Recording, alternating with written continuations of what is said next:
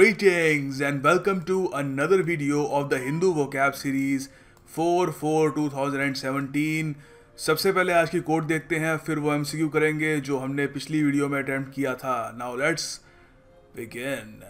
देखिए आज की कोट है, we are so busy watching out for what's just ahead of us that we don't take time to enjoy where we are. काफ़ी बार हम सबके एम्बिशंस होते हैं, we want our job, we want our own house, we want our own car, सब कुछ we want all the things. और हमारा फोकस होता है all the time on the future कि एग्ज़ाम कब आएगा, कब क्रैक कर रहे हैं। बट समटाइम्स हम ये भूल जाते हैं ये अप्रिशिएट करना कि अभी हम कहाँ खड़े हैं।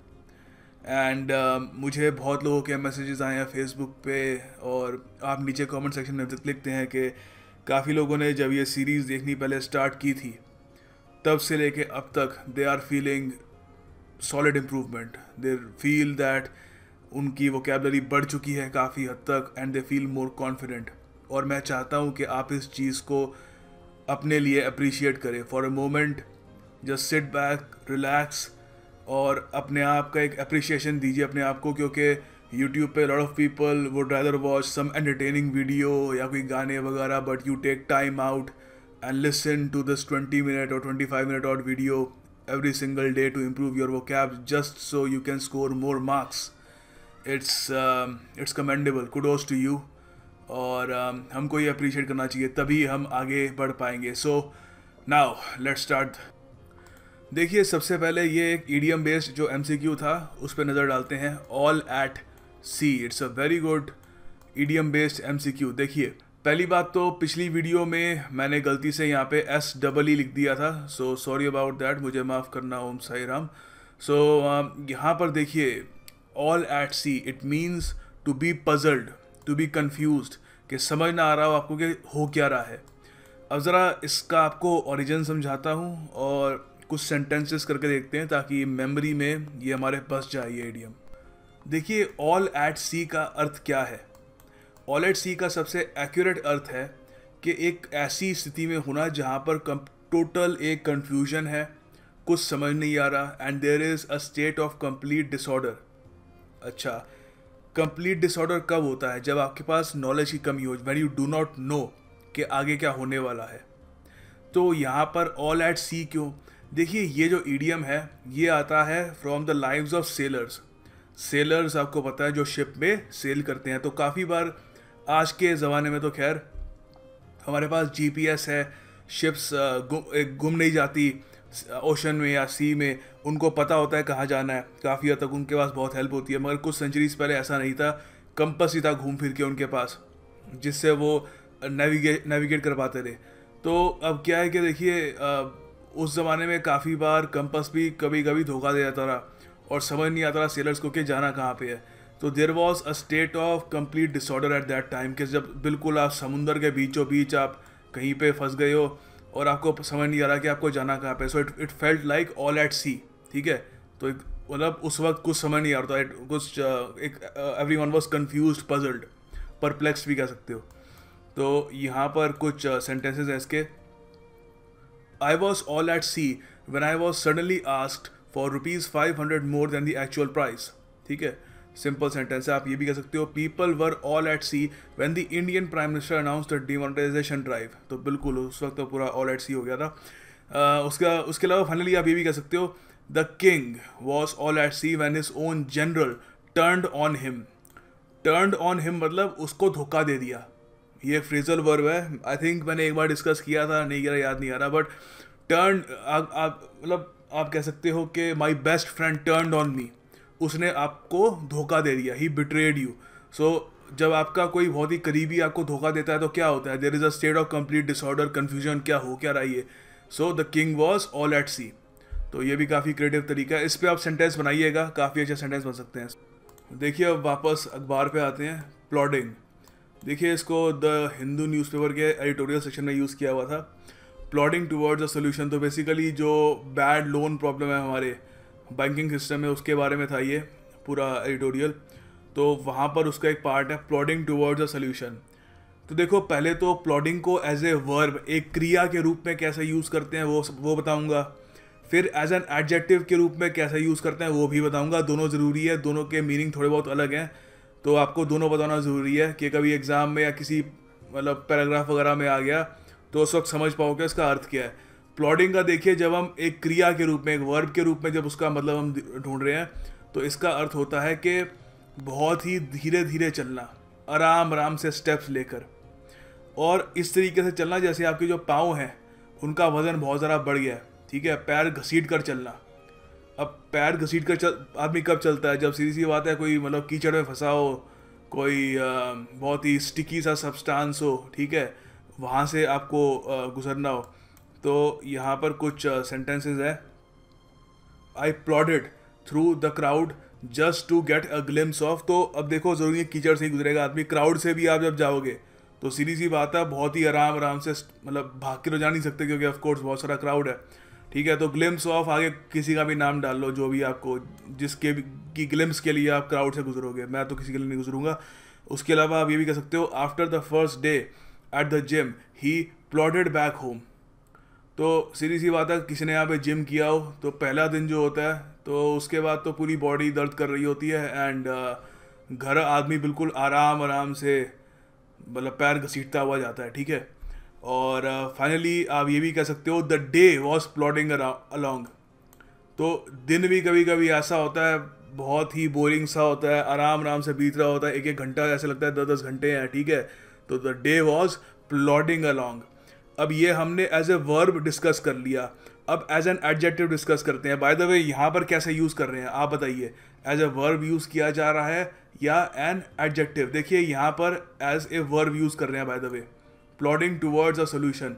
तो बेसिकली यहाँ पर कह रहे हैं कि जो बैड लोन प्रॉब्लम है उसका जो सोल्यूशन निकालना है हमारे देश को, तो उसकी तरफ हम क्या कर रहे हैं, भागते हुए जा रहे हैं? नहीं, धीरे धीरे घसीट घसीट के हाँ भैया क्या करें, इसका बैंक्स को मर्ज करना है, क्या करें वगैरह, you know. So we are plodding towards a solution. आगे देखिए, प्लॉडिंग एज एन एडजेक्टिव, उसका क्या अर्थ होगा? देखिए, प्लॉडिंग एज एन एडजेक्टिव होगा, हालांकि एसेंस सेम होगी। जब आप किसी क्राउड में या किसी कीचड़ में आराम आराम से जा रहे हो, आप you are moving slow, so it is slow moving. But जब हम एज एन एडजेक्टिव इसको यूज़ करते हैं तो कुछ और वर्ड्स जुड़ जाते हैं। हम प्लॉडिंग को कह सकते हैं काफ़ी अनएक्साइटिंग, अनइवेंटफुल, बहुत ही बोरिंग सा, डल सा, टायरसम सा, ड्राई, ठीक है। एक आप कह सकते हो लैकलस्टर, ठीक है। लैकलस्टर एक बहुत ही इंपॉर्टेंट वर्ड है, ठीक है।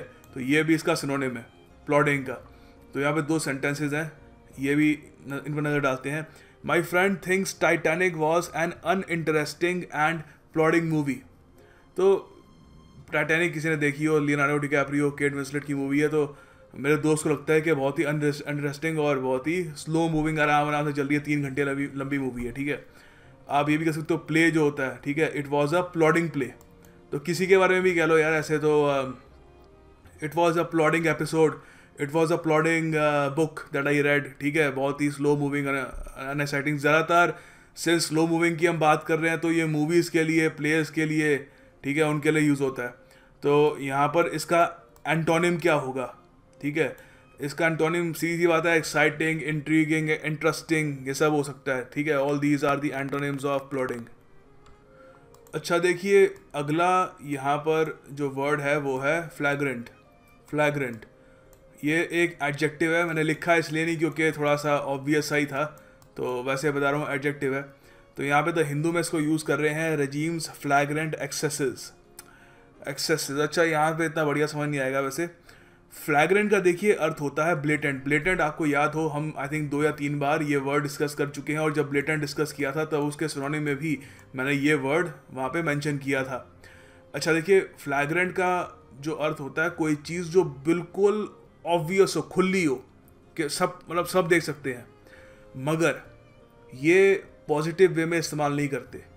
आप ये नहीं कह सकते कि he showed flagrant respect towards his elders, नहीं। फ्लैग्रेंट यूज़ होता है जब कोई चीज़ ब्लेटेंट हो मगर किसी गलत या इमोरल चीज़ के लिए हो। इमोरल मतलब जो नैतिक ना हो, कोई ऐसी चीज़ जो बिल्कुल सबके सामने खुलेआम हो रही हो, वो आप कहोगे फ्लैग्रेंट। तो फ्लैग्रेंट क्या होगा? करप्शन होगा, फ्लैग्रेंट होगा मिस यूज़ ऑफ पावर, जो भी नेगेटिव चीज़ें हैं वो आप फ्लैग्रेंट कह सकते हैं। तो यहाँ पर कुछ सेंटेंस हैं। He is someone who shows flagrant disregard for the orders.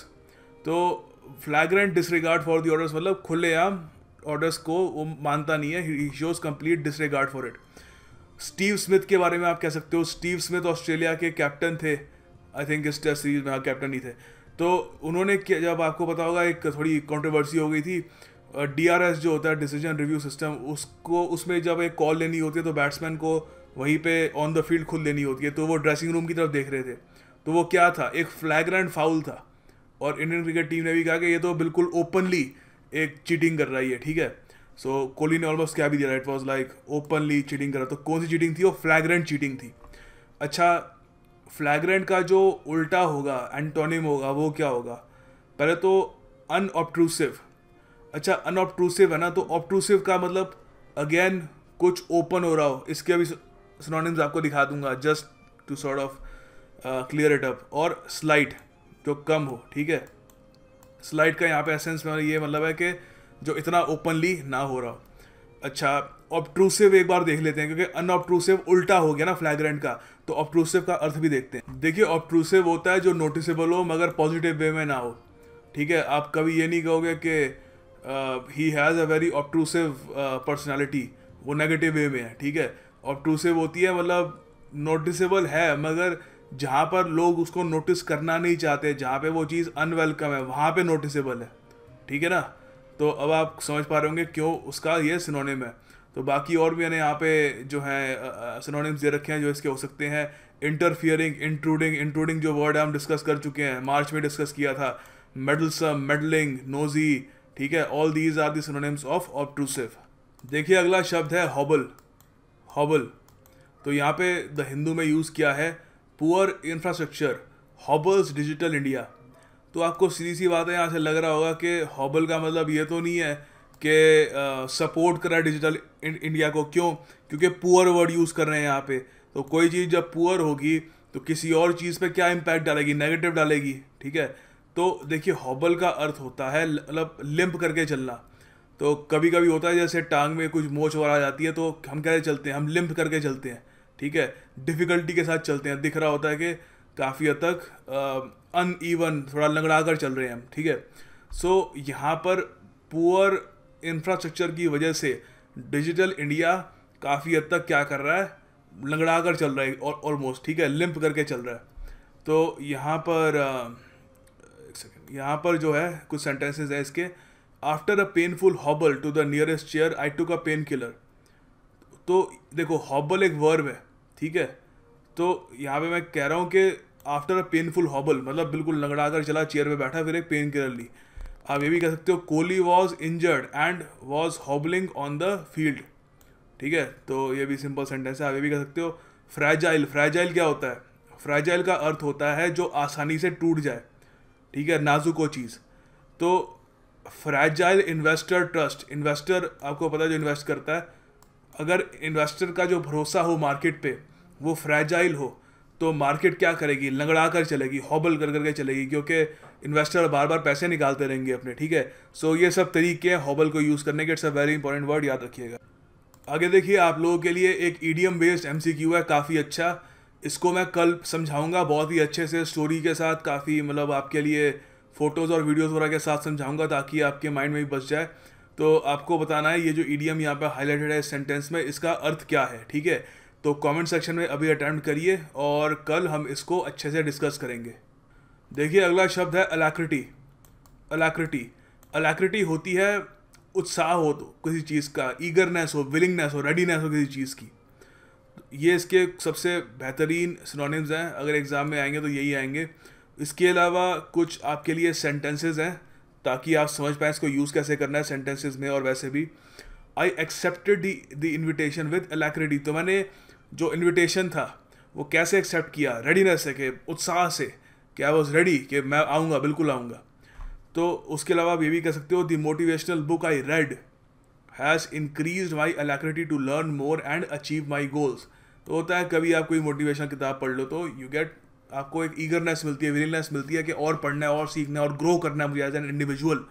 सो इसका जो एंटोनिम होगा वो क्या होगा, अपैथी और इंडिफरेंस। इंडिफरेंस आपको पता है, यह वर्ड हम डिस्कस कर चुके हैं कि कोई आपको परवाह ना हो, ठीक है, कि कोई अब मान लो मैं इंडिफरेंस यहाँ पे डाल दूँ कि आई accepted the invitation with indifference, मतलब उसने मुझे इनविटेशन दी कि सर शादी बना, मैं देखूंगा टाइम मिलेगा तो आ जाऊंगा, ठीक है, इंडिफरेंस से एक्सेप्ट कर रहा है, अलैक्रिटी का उल्टा। देखिए अगला शब्द है इफेस। कुछ जगह इसको एफेस भी कहते हैं, मगर इफेस ज़्यादा इसकी एक ज़्यादा फेमस प्रोनाउंसिएशन है। सो एनीवे देखिए, इफेस का अर्थ होता है किसी चीज़ को इरेज कर देना, किसी चीज़ को एनाइलेट कर देना। एनाइलेट आपको याद होगा, ये वर्ड हमने डिस्कस किया था, मतलब डिस्ट्रॉय कर देना किसी चीज़ को, मतलब उसको धरती की सतह से गायब कर देना। अब हम कह सकते हैं कि a nuclear war can annihilate the Mankind, ठीक है, या कुछ भी कह लो। सो एफेस का देखिए और मतलब ये भी हो सकता है इरेडिकेट करना, किसी चीज़ को इरेज कर देना, एक्सटर्मिनेट कर देना, मिटा देना बेसिकली। तो यहाँ पर दो सेंटेंसेस हैं, काफ़ी अच्छे हैं एक्चुअली, काफ़ी बढ़िया सेंटेंसेस हैं। The memories of my childhood effaced as I grew up. तो होता है जब हम बड़े हो जाते हैं, जो बचपन की मेमोरी होती है क्या होती है, इट गेट्स इरेज, मिट सी जाती है, ठीक है, ब्लॉटेड आउट हो जाती है। तो यहाँ पे एनाइलेट मतलब बर्बाद नहीं हो जाती, डिस्ट्रॉय नहीं हो जाती। इसका एक मतलब इसका सिनोनिम हो सकता है एनाइलेट। देखो जब हम वैसे यूज़ करते हैं दुनिया के रूप में कि कोई बॉम्ब वगैरह कोई वो एनाइलेट कर देगा, मतलब डिस्ट्रॉय कर देगा, मगर और जगह भी जब हम एनाइलेट यूज़ करते हैं मतलब बुरी तरीके से किसी को हटा देगा, गायब कर देगा, ठीक है। स्पोर्ट्स में जब हम यूज़ करते हैं एनाइलेट, इट मीन्स कि किसी को हरा देना, कि इंडिया एनाइलेटेड ऑस्ट्रेलिया, मतलब सारे ऑस्ट्रेलियन प्लेयर्स को बर्बाद नहीं कर दिया, उनको बस 300-400 रन से हराया, बहुत ही बड़े मार्जिन से हराया। तो यहाँ पे हम ये भी कह सकते हैं the hatred he had for me effaced over the course of time. तो मेरे प्रति जो उसके लिए उसके मन में नफरत थी वो क्या हो गई, धीरे धीरे इरेज हो गई, गायब हो गई। अच्छा, जो एंटोनिम होगा क्या होगा, सीधी सी बात है, ग्रो, एक्सपैंड, फ्लरिश, ठीक है। देखिए अगला शब्द है फो। ये आपने काफ़ी बार सुना होगा, कन्फ्यूजन हो जाता है लोगों को कि है क्या इसका मतलब। देखिए फो का अर्थ होता है एनिमी, दुश्मन, opponent, rival, nemesis, antagonist. Antagonist किस किस को याद है? एंटैगनिस्ट का मुझे मतलब चाहिए नीचे कमेंट सेक्शन में, ठीक है। मैंने बड़ा अच्छे से समझाया था इसको, प्रोटैगनिस्ट भी समझाया था, एंटैगनिस्ट भी समझाया था। तो मुझे एंटैगनिस्ट का मतलब आंसर चाहिए नीचे, ठीक है। I will be very disappointed अगर ज़्यादातर लोग इसको इग्नोर करेंगे। अच्छा, उसके अलावा चैलेंजर, कंपेरेटर हो सकता है, ठीक है। ये all these are the synonyms of foe, ठीक है। तो अब फो का एक बढ़िया सा यहाँ पे सेंटेंस है, due to some misunderstanding my childhood friend became a foe and now I have to efface all the good memories of our friendship, ठीक है। तो यहाँ पे मैंने पहले वाला वर्ड भी यूज़ कर लिया। कोई मिसअंडरस्टैंडिंग की वजह से बचपन का मेरा जो दोस्त था लंगोटिया यार, वो अब मेरा दुश्मन बन गया है, मेरा एक एनिमी बन गया है, मेरा नेमेसिस बन गया है। और अब मुझे हमारी जो पुरानी जो दोस्ती की यादें थी सब मुझे मिटानी पड़ेगी, ठीक है। तो इसका जो एंटोनिम होगा फो का क्या होगा, सीधी सी बात है, फ्रेंड, सपोर्टर, कंपेनियन, ठीक है। सिंपल है, नथिंग ऑल दैट डिफिकल्ट। देखिए अगला शब्द है लूनसी। लूनसी लूनसी होता है पागलपन। लूनसी जो वर्ड है वो आता है लूनाटिक से, नटिक, ठीक है। लूनाटिक होता है पागल आदमी। तो लूनसी का मतलब क्या हो गया, लूनसी मतलब इंसैनिटी, मैडनेस, मेंटल इलनेस, ठीक है, सारा dementia, insaneness, loss of reason, unsoundness, सारा ये मेंटल इंस्टेबिलिटी, बेसिकली उन्माद। उन्माद देखिए बड़ा एक इंटरेस्टिंग वर्ड है टू बी ऑनेस्ट। उन्माद का वैसे अगर आप इंग्लिश में ट्रांसलेशन देखो ना, एक्यूरेट मिलेगी नहीं आपको। उन्माद होता है हिंदी में कहते हैं, जब हमारे पुराने मतलब जो हमारे टेक्स्ट हैं, एंशिएंट टेक्स्ट, उसमें लिखा हुआ है हिंदुज़म में खासकर, कि जब फुल मून होता है, पूरा चांद होता है, तो उससे बॉडी पे इफेक्ट पड़ता है और उन्माद की स्थिति आती है। तो ऑलरेडी जो थोड़ा बहुत इंसान मेंटली अनस्टेबल होता है वो और ज़्यादा अनस्टेबल हो जाता है, उन्माद की स्थिति आ जाती है उसमें, ठीक है। तो यहाँ पर कुछ सेंटेंसेस हैं इसके। He never exhibited any symptoms of lunacy that I could detect. कभी भी उसने कोई पागलपन की कोई मुझे सिम्टम्स दिखाई नहीं। आप ये भी कह सकते हो, when I lost all my money in the stock market I was on the verge of lunacy. बिल्कुल पागलपन की कगार पे आ गया, सारा पैसा स्टॉक मार्केट में जब उड़ गया मेरा, ठीक है। तो एंटोनिम क्या होगा इसका? नॉर्मेलिसी, सैनिटी, ठीक है, श्रूडनेस, क्लेवरनेस जो होती है, ठीक है। So all these are the antonyms of lunacy. और लूनेसी कहाँ से आता है? लूनेटिक से। तो मान लीजिए अगर कोई पागल आदमी है तो उसको आप क्या कहोगे? उसको आप कहोगे लूनेटिक, कि that person is a lunatic, I don't want to be around him. पागल है, मैं उसके साथ नहीं रहना चाहता।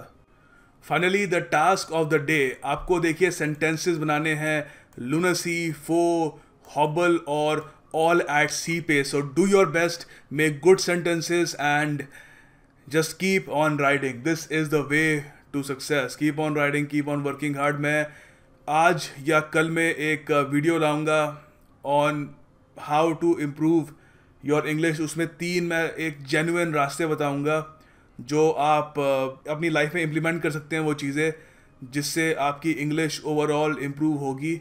और आपको अलग से कोई पैसे खर्चने की ज़रूरत नहीं है, कोई बाहर जाके कोचिंग इंस्टीट्यूट्स में 50,000 रुपये, 60,000 रुपये के हम आपकी इंग्लिश इम्प्रूव कर देंगे। None of that. सबसे बढ़िया टीचर आपके आप खुद हो, बाकी सब आपको बस दूर दूर से गाइडेंस कर सकते हैं। सो ठीक है, so do watch that video as well, आपको उससे काफ़ी मदद मिलेगी। Thank you for watching this video and I will see you tomorrow.